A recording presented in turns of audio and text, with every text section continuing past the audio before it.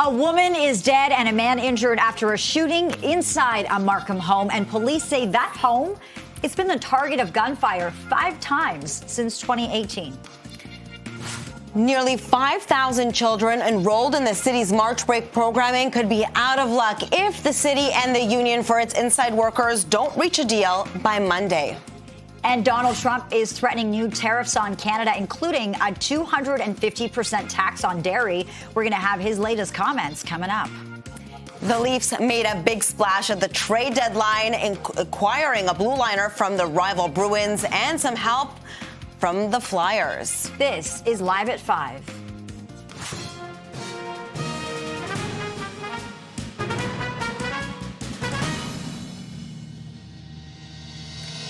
Hello, I'm Arda Zakarian. And I'm Lena Ladifat. Welcome to Live at 5. A 20-year-old woman is dead after a double shooting in Markham. CP24's crime analyst Steve Ryan is live at the scene on Solis Road with the latest developments. Steve, what can you tell us? Well, Arda and Lena, we have been told by the York Regional Police that there's been 5 shootings at this address going back to 2018. The most recent 3 happened in 2024. Now, the difference between today's homicide and the 5 previous shootings is that the other 5 shootings were done outside, more like a drive-by, often to send a message. But York Regional Police tell us that today's incident happened inside of the house. 2 suspects, rather, got into the house. They shot a 20-year-old woman who died as a result of her injuries, a 26-year-old man who's still in hospital, and a dog died after being shot as well. So police are on scene here throughout the day. They've got a command post set up, and they're going door to door looking for witnesses and getting information through video surveillance as well. And they say that this was, in fact, a targeted event. Now, we did hear from York Regional Police earlier on, and I spoke with one of the community members who has some idea, which is with regards to what's going on at that house. Here's more from both of them. This is being investigated as a targeted shooting, and we can confirm that this house has been targeted multiple times in the past.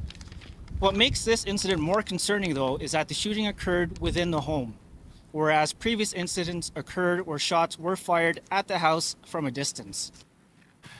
Actually, we didn't hear anything. There are other people with better video in us. I didn't hear anything, but I did hear from the neighbor. It was really bad. What did the neighbor tell you? He said it was really bad, and my neighbor doesn't talk a lot.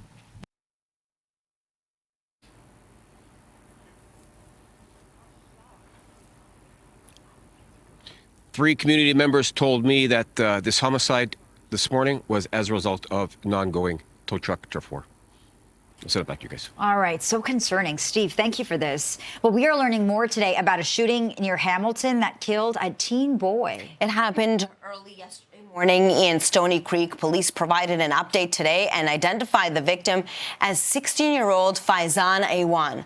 He was shot multiple times after the vehicle that he was in chased by other cars, leading to a collision. At approximately 4:20 a.m., the Hamilton Police Service received a number of 911 calls for a shooting that occurred in the area of Highway 8 and Fruitland Road in Stony Creek. Officers responded and located 2 vehicles at that location that had been involved in a collision just east of the intersection. One vehicle was a white Kia, and the second vehicle was a red Acura. Officers located one male in the Acura who was suffering from multiple gunshot wounds. That person was transported to an area hospital, and he later succumbed to his injuries. Today, we are identifying that victim as 16-year-old Faizan A1. Police say both vehicles found at the scene were stolen, but it's not yet clear where they were stolen from. They also believe the victim wasn't alone in the car when he was killed and that the other occupants fled the scene. Meanwhile, police are investigating another shooting that appears to involve the tow truck industry. Officers were seen inspecting a tow truck near a business on West Side Drive after reports of a shooting near the East Mall and the Queensway. It happened shortly after 10 o'clock last night. No one was hurt, but a vehicle was struck. Police responded to the same tow yard Wednesday night for a shooting, but no injuries reported in that case either. And Deputy Police Chief Robert Johnson spoke about the shootings today. That industry is, by and large, very safe. It's a small fraction of criminals, frankly, that are engaged in this. And I can tell you in 2024, 13% of our shootings and firearm discharges in the city were perpetrated by the folks that are targeting the tow industry. So far this year, I think the number of shootings and firearm discharges are 29% of our overall number. There have been 4 shootings involving the tow industry in Toronto this week and more than a dozen in the city so far this year. Well, a man was taken to hospital after a shooting in Etobicoke. Police responded to a condo building on Marine Parade Drive near Lakeshore shortly before 11 o'clock last night. Investigators say a man in his 40s was found suffering from gunshot wounds. Police say his injuries are not considered life-threatening. It's really concerning. It's very concerning. There are lots of people out all times of day, morning, evening, night, and to hear that there's that type of activity happening in the area, it's very concerning. And no suspect information has been released at this time. One person was critically injured in a 2-vehicle collision in Whitby. A tractor trailer and a car collided at around 8 o'clock this morning on Lake Ridge Road at Pelshock Drive. You can see the force of the crash resulted in the car flipping over on its roof.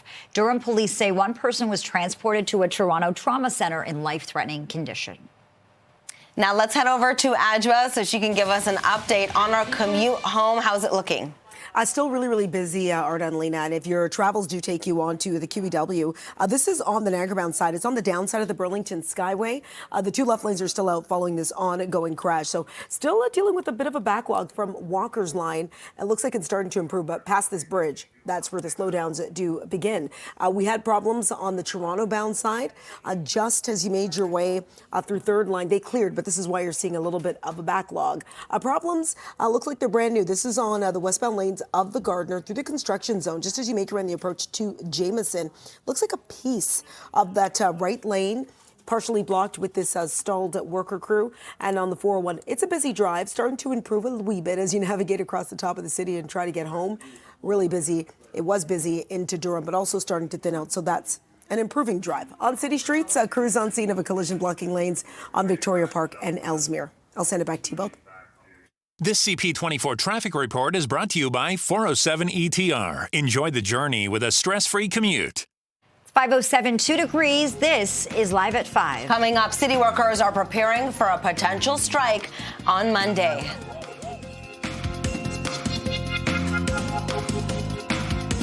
Welcome back. Daycares, camps, and recreation programs, they could be shut down for March break next week if a deal between the city and the union representing inside workers isn't reached this weekend. Let's bring in CP24's Sija Liu for the latest on where negotiations stand. I know it's Friday night. Now parents are looking ahead to Monday to see if the strike is going ahead. What do we know? Well, right now, still no deal has been reached, and the main issue here is wages. And for parents, that means a lot of anxiousness heading into the weekend because March break camps will be shut down along with Recreation Center. I've been standing outside Agincourt Recreation Center here. There's a large pool, there's an ice rink, lots of parents coming in and out. And they say they don't have a backup plan if March break camps get canceled. They may try to send their kids to their grandparents. They may have to stay home, but they're really hoping that a deal can be reached within this weekend so that services can continue running.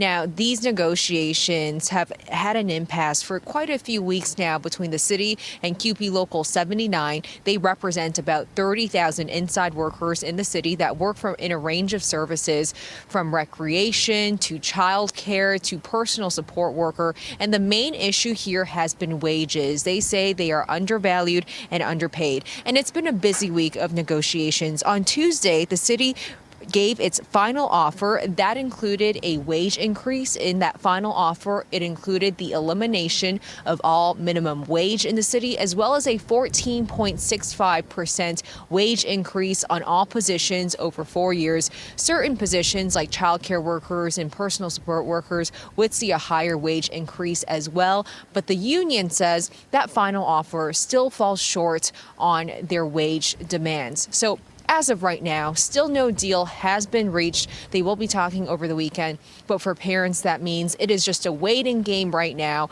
until the strike deadline, which is Monday at 12:01 a.m. That's when workers say they will walk off the job, Lena Arda, if a deal is not reached. Thank you so much for this, Sija.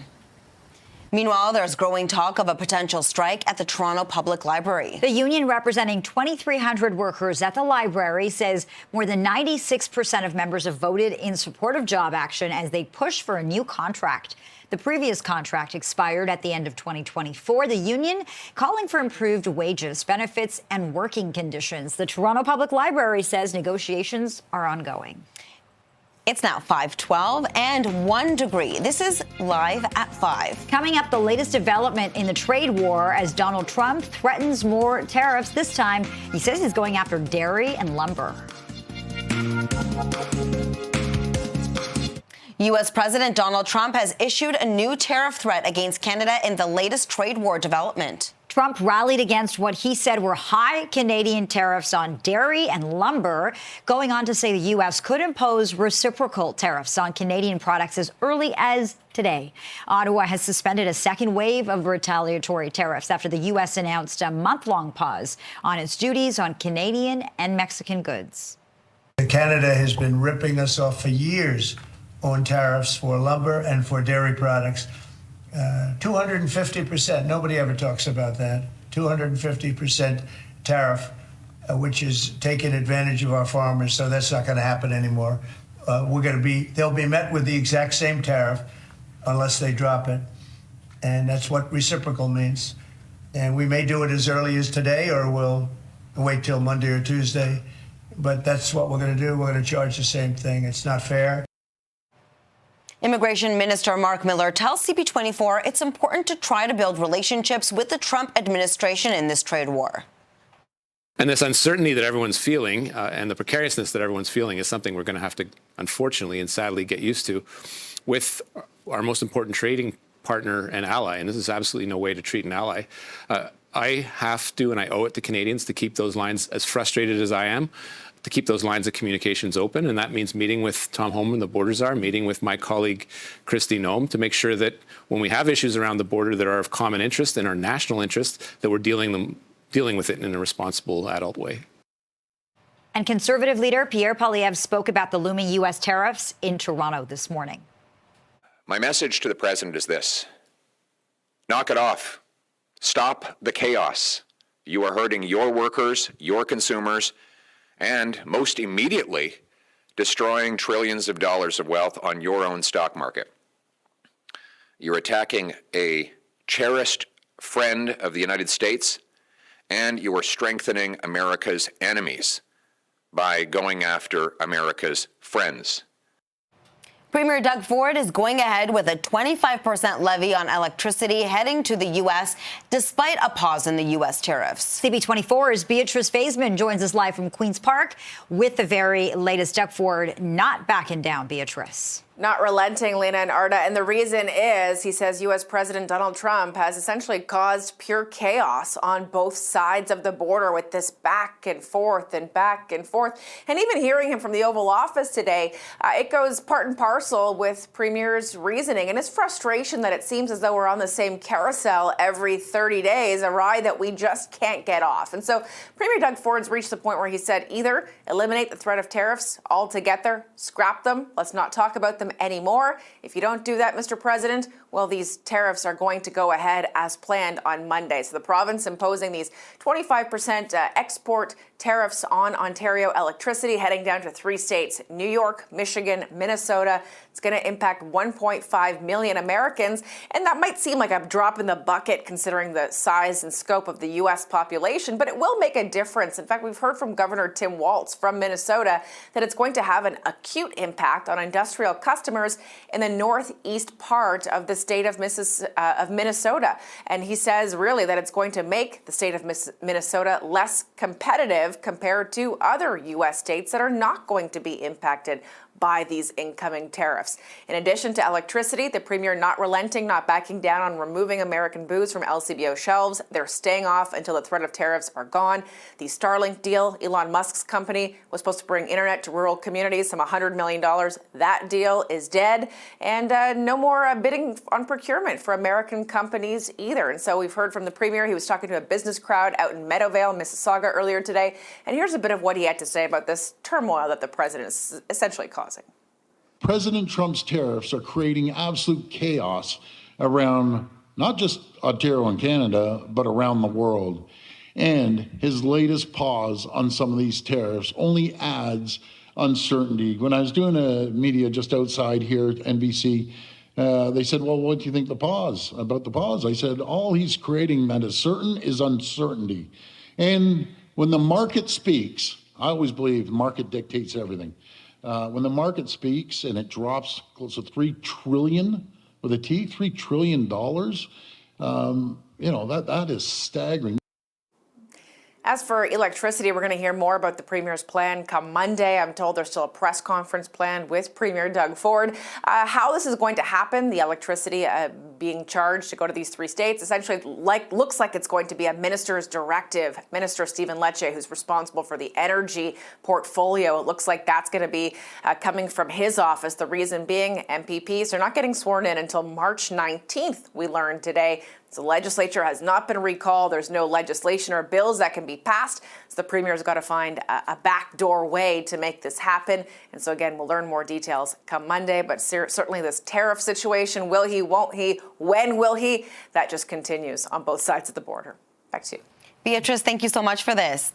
And with the on-again, off-again U.S. tariffs and a brand new threat today, Ottawa is taking steps to mitigate the damage. The federal government is unveiling a more than $6 billion aid package to support Canadian businesses through the trade war, dubbed the Trade Impact Program. It earmarks $5 billion over the next 2 years to help businesses cope with lower U.S. sales, the fluctuating loonie, and to reach new global markets. $500 million will be made available for favorably priced loans through the Business Development Bank of Canada, and $1 billion will be set aside for financing to help reduce barriers for the Canadian agriculture and food industry.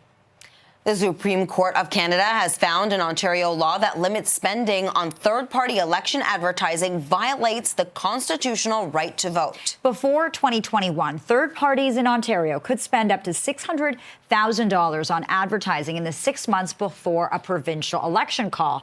That year, Premier Doug Ford's government stretched the restricted spending period to 1 year while keeping the spend it limit the same. The province argued the extension was necessary to protect elections from outside influence. Critics said it amounted to the government trying to silence criticism. Today, the court dismissed the government's appeal with a split 5-4 decision and struck down that part of the law. The ruling says the spending limit law is so disproportionate that it allows political parties to drown out the voices of third parties. A spokesperson for the Premier's office has released a statement that reads in part, having just finished the election in which the people gave Premier Ford and our government a strong mandate, this decision has no immediate impact. We'll review the decision and determine next steps in due course. And the Canadian Civil Liberties Association says the ruling is a huge victory for democratic rights. The decision today is that the majority found that these spending limits created by design absolute disproportionality because third party were at a disadvantage in comparison with political parties. So these limits allow political parties to drown out the voices of third parties on political issues during an entire year of legislative activity. And it was extremely important for the CCLA to be there to reiterate the importance of the right to cast an informed ballot, and that includes being able to hear from the viewpoints, yes, of candidates and political parties, but also third parties who have important things to say in the context of political activity. The Ford government previously argued restriction was necessary to protect elections from outside influence, but critics said it amounted to trying to silence criticism ahead of the 2022 provincial election. This is Live at 5 on Toronto's breaking news, CP24. The NHL trade deadline has passed. We'll take a look at the moves the Leafs made coming up next. Welcome back. It was a busy day ahead of the NHL trade deadline this afternoon. The Leafs among the teams making moves as they gear up for the playoffs. Let's bring in CP24's Melissa Duggan for all those details. And the Leafs were looking at a rival team to make a trade. Yeah, Arda, we've got movers, we've got shakers, we've got new additions to the Leafs that fans really seem to be embracing. One of them coming at the very last minute. I want to tell you first about Scott Laughton, though. This is a bit of a homecoming for him. An Oakville boy now coming to play for the Leafs. We're picking up the 30-year-old center from the Flyers. He's set to fill a void on the Leafs' third line. The deal has Nikita Gurbankin along with the conditional 2027 first-round pick. They're headed to Philadelphia. The other big trade that's got people talking today, the Leafs picking up Brandon Carlo. Adding the 28-year-old defenseman from the Bruins, he's described as strong, physical, a reliable guy. Stands at 6'5", a big guy too. As part of this deal, we're sending Fraser Minton back to Boston as part of that deal. I happened to hear Carlo, by the way, talking to TSN a little earlier today. He says that he is going to work hard to be the best Leaf that he can be. We're also seeing the Leafs sending Connor Timmins and Connor Dewar to the Pittsburgh Penguins. That's for a late round pick. So the reviews are starting to come in on these moves. We heard from TSN Bardown's Eric Kirk earlier, and he's giving a pretty good grade to the GM of the Leafs for these moves. Have a listen. Scott Lawton, a player they've been tied for a while, a good third-line center for this team. And then at the buzzer, out of the blue, goes out and gets Brandon Carlo from the Boston Bruins, of all teams, who's locked up for 2 more years after this season. One of the better right-handed shots on the blue line in the league. And to go out and get and finally solve that piece of the puzzle, A+.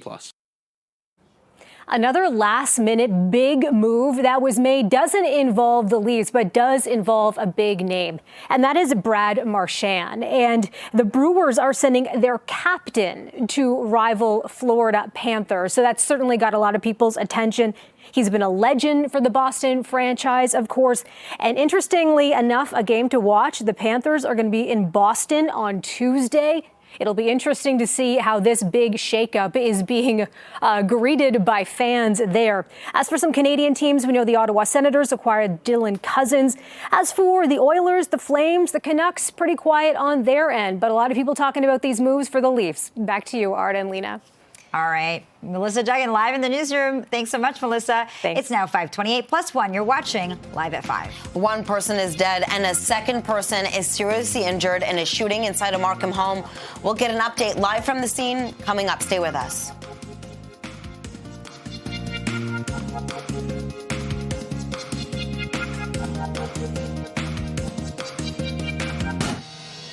A woman is dead and a man is injured after a shooting inside a Markham home. Police say the house has been the target of gunfire 5 times since 2018. Nearly 5,000 children enrolled in the city's March break programming could be out of luck if the city and the union, representing thousands of inside workers, don't reach a deal by Monday.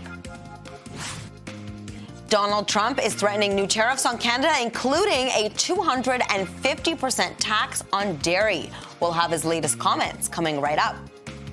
And the Leafs made a big splash at the trade deadline, a different kind of trade deadline, acquiring a blue liner from the rival Bruins and some help up front from the Flyers.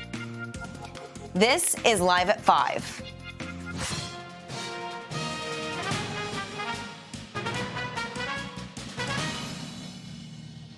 Good evening, and thank you for joining us. I'm Lena Latifat. And I'm Arda Zakarian. Welcome to Live at 5.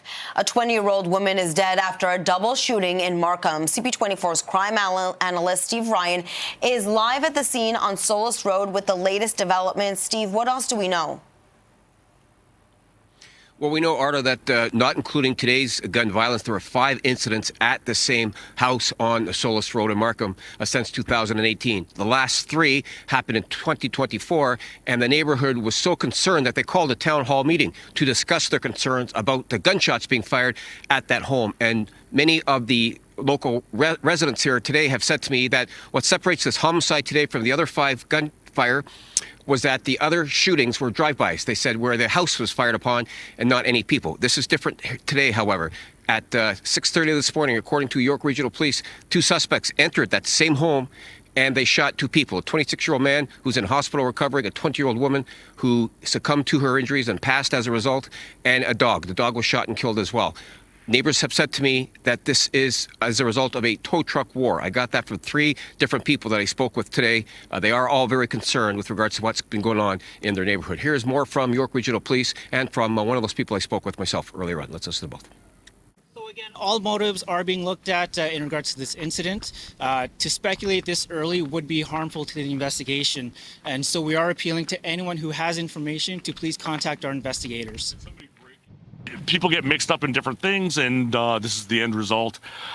That's pretty much it. Tow truck wars. I am not able to speak on that. My whatever dwelling is, close to that, and everybody else feels fear on the neighborhood. And we're not able to answer any real questions because we don't. They haven't caught anybody since 2000. In the first shootings, they've never caught anybody really. So it lends us to just not say too much.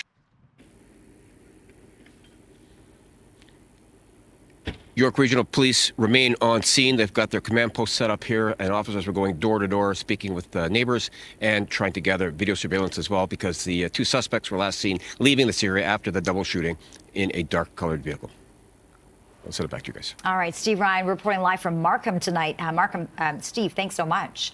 And we're learning more today about a shooting near Hamilton that killed a teenage boy. Shortly after 4 a.m. in the morning yesterday, police received several 911 calls about gunfire in Stony Creek. Officers arrived at Highway 8 and Fruitland Road and found 16-year-old Faizan Iwan in the driver's seat of a vehicle with multiple gunshot wounds. He later died in hospital. Investigators say the teen was involved in a collision after being chased by 3 other vehicles. We need to learn more about Faizan's life and his movements in the days leading up to this. And we rely on the community to come forward. There's people out there with answers. We know people ran away on foot, so there's people that have information to give us. And we encourage those people to come forward and provide us the information we need. Police say the 2 vehicles found at the scene were stolen, but it's not clear where they were stolen from. Anybody with information is asked to get in touch with investigators. Let's head over to traffic now to see how the roads are doing. Ajwa, what are they looking like? Ooh, moving like snails. So moving at a snail's pace if you're making your way out on any of the major routes, Arda and Lena. Just checking out the drive on the QEW Niagara bound. Had a tongue twister there. Niagara bound QEW, this is right through Mississauga Road. It is the left lane blocked with this multi-vehicle collision, really creating a delay now from before Dixie. So if you're headed through, that is a reason for the holdup. Then as you make your way further west on the QEW Niagara bound, this is on the downside of the Burlington Skyway. Ongoing collision. Looks like this one's about to clear, but the left lane at this point is still off limits. Don Valley Parkway North still heaviest from Don Mills up to the 401. And if you're on the 401, still pretty jammed across the top of the city. The good news, all earlier issues have cleared. We are dealing with problems in Scarborough, though. Pretty serious collision blocking lanes on McCowan and McNichol. I'll send it back to you both. Ajwa, thank you. Well, daycares, camps, and recreation programs could be shut down for March break next week if a deal between the city and the union that represents tens of thousands of inside workers isn't reached this weekend. Monday is the deadline.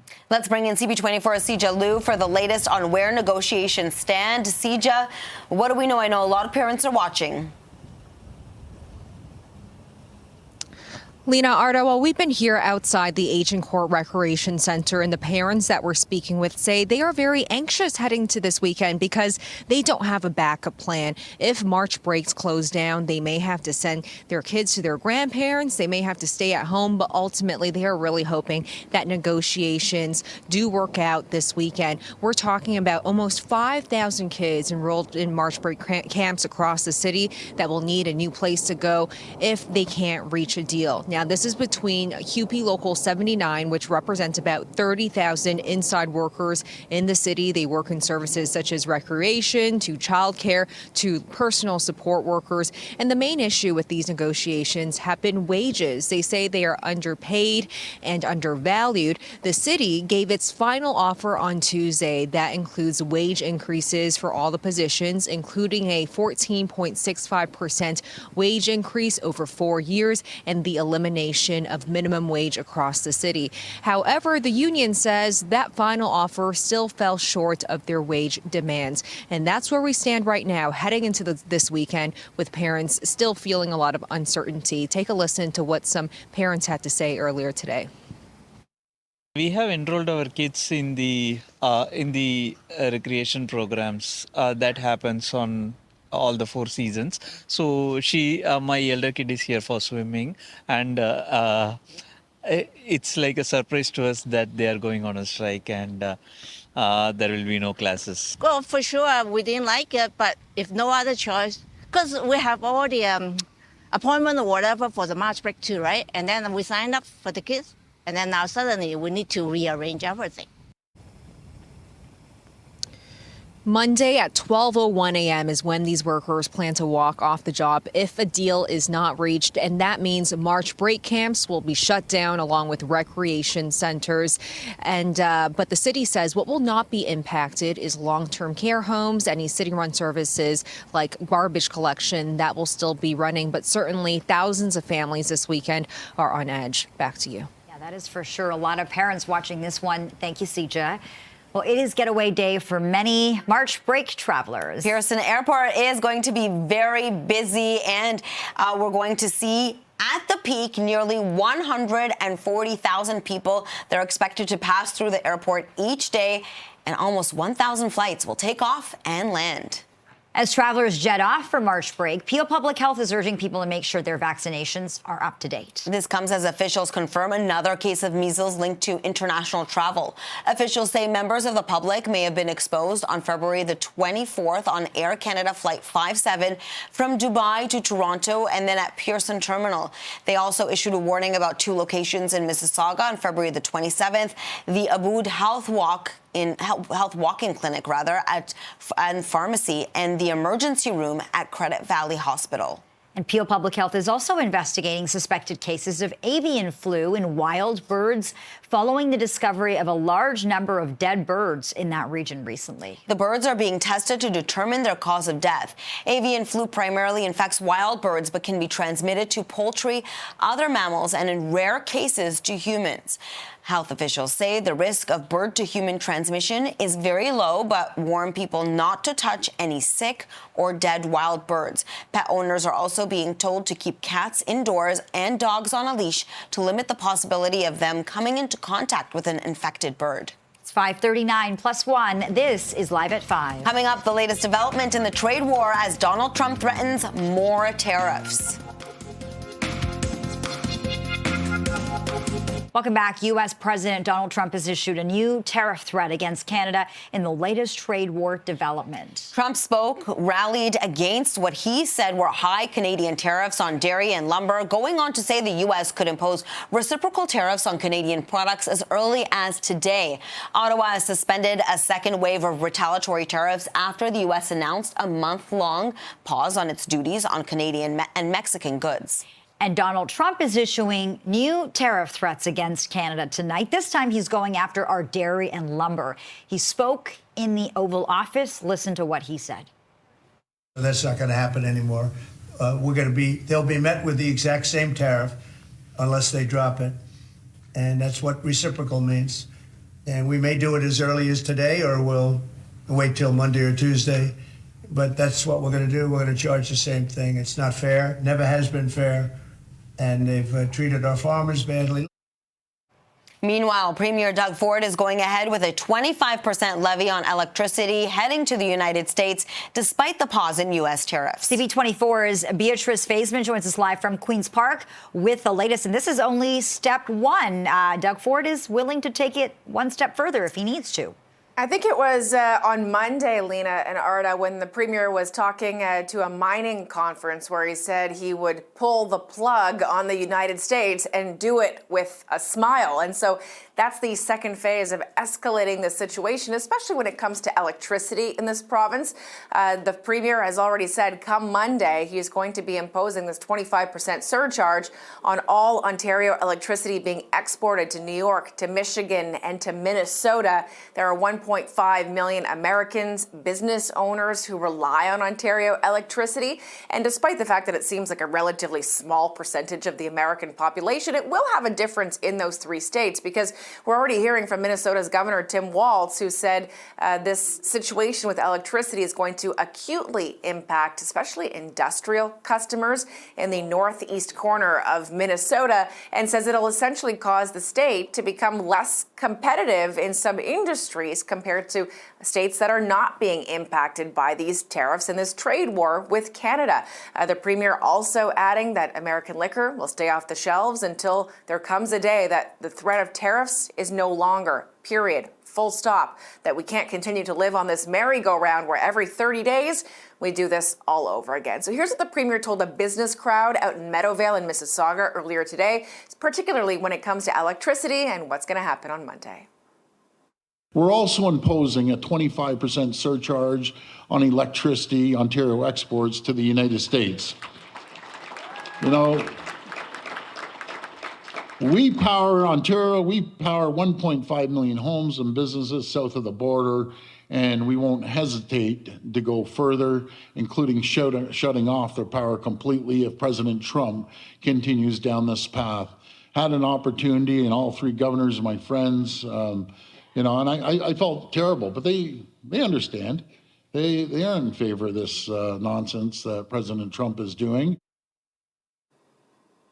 And so first step are these 25% exports tariffs on Ontario electricity. If the tariff threat continues past the next deadline, April 2nd, that's when the Premier says he's going to consider pulling the plug. He's already pulled the plug on the Starlink deal. That's the company owned by Trump's right-hand man, Elon Musk. It was supposed to bring internet to rural communities across this province. That deal is now dead. And also procurement. The Premier has taken that off the table in terms of American companies can no longer bid on a lot of projects that they could previously bid on here in Ontario. It's going to cost them business. It's going to cost them money. It's going to cost them jobs as well. So just seemingly the tip of the iceberg as we continue to follow the bouncing ball in these developments when it comes to tariffs. Absolutely. Lots of developments. Thank you so much for this, Beatrice.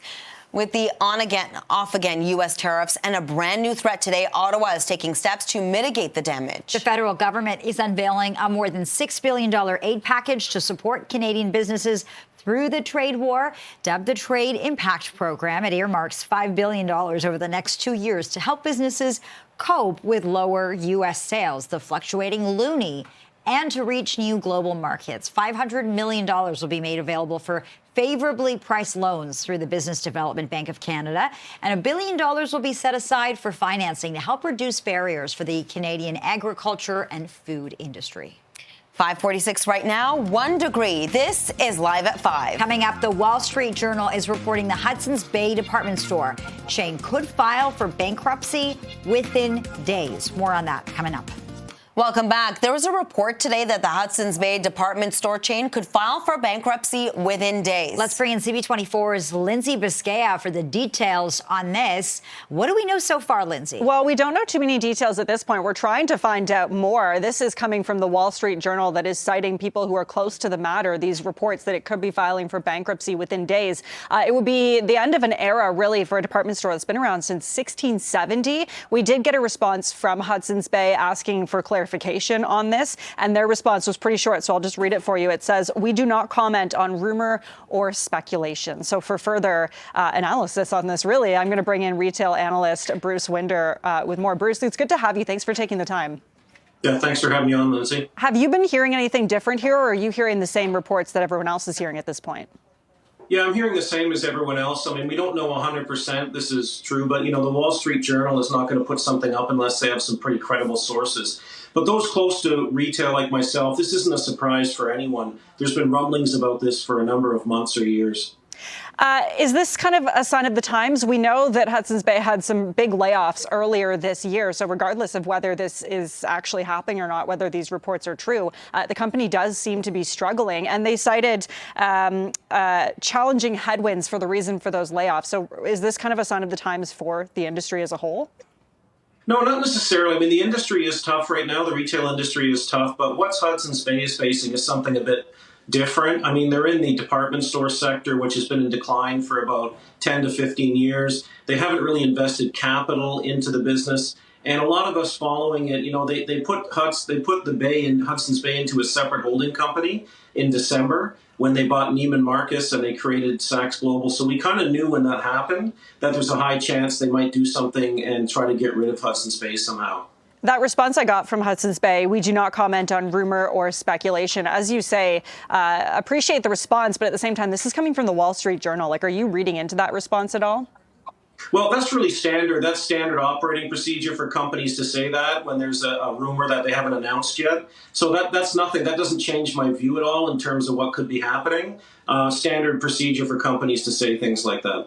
And just lastly, before I let you go, if this was to come to fruition and the company was going to file for bankruptcy, how big of a blow would this be with those department stores closing down?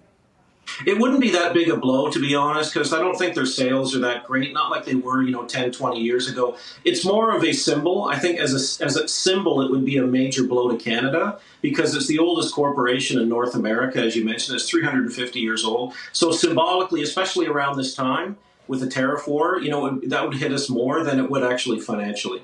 Okay, Bruce Winder, retail analyst, really appreciate your time tonight. Thanks so much. Thanks, Lindsay. So there you go, Arda and Lena. Really no further details at this point. It looks as though we're going to have to wait and see what happens in the next couple of days. Back to you. Lindsay, thank you so much for this. Authorities in New Mexico have released the cause of death for actor Gene Hackman. The cause of death for Mr. Gene Hackman, aged 95 years, is hypertensive and atherosclerotic cardiovascular disease with Alzheimer's disease as a significant contributory factor.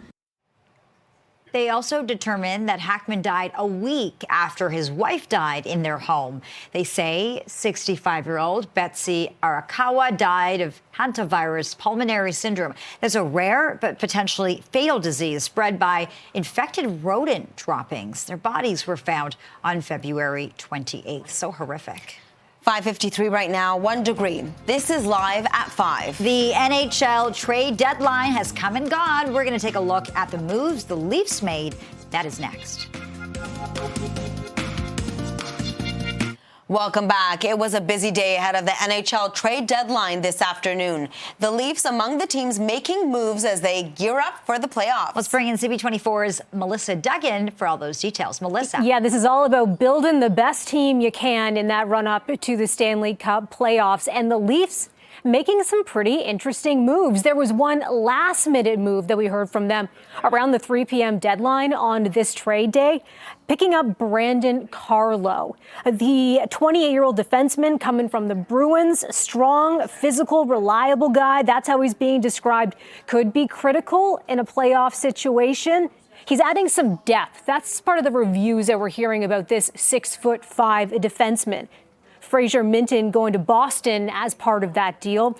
Another pickup that the Leafs have, Scott Lawton. He is making a homecoming, an Oakville boy who played for the Oshawa Generals. The 30-year-old center coming from the Flyers. He could be filling a void on the Leafs' third line. We're hearing from GM Brad Treliving today, kind of giving some feedback on these moves, why these were the players he wanted to add to the team. Have a listen. I've been watching Scotty Lawton since he was in Oshawa. And, he's been a captain wherever he goes. You look and see some of the things being said about him in Philly today, leaving. Just a character guy. And I can tell you, as hard as it was for him, he's been a Flyer his whole life. He was emotional talking about coming home, playing for the Leafs. So another Canadian to cheer for, which is kind of nice on the Leafs. The Leafs sending Connor Timmins and Connor Dewar to the Pittsburgh Penguins. That's for a late-round pick. And Arda and Lena, the NHL regular season set to wrap up in about 6 weeks from now. So it's going to be interesting to see what these new additions are going to do for the team. Back to you. That's right, Melissa. We'll have to wait and see with those playoffs right around the corner. Yeah. Thank you so much for this. Of course, we'll keep you updated what happens and how the team continues to train ahead of the playoffs. Right now, it's 5:58 and 1 degree. This is Toronto's breaking news, CP24. It is feeling more like -5 out there tonight. The winds have been pretty powerful. We'll leave you with this live shot of conditions. Clear skies tonight. The weekend looks all right, but next week we are in for a warm up just in time for the March break. The kids are going to love this, and by Tuesday, we're looking at double-digit territory. A daytime high of 12 degrees. Beautiful conditions, so hope you and your family enjoy it. Are you going to take the kids anywhere? Maybe in the morning, because I'm working. Right. So maybe in the morning we'll do a little stretch outside and get them to walk around a little bit in the warmth for sure. Absolutely. That'll be so nice. Well, thank you for watching. Thanks for joining us. CTV News at 6 is next. Have a great weekend, everyone.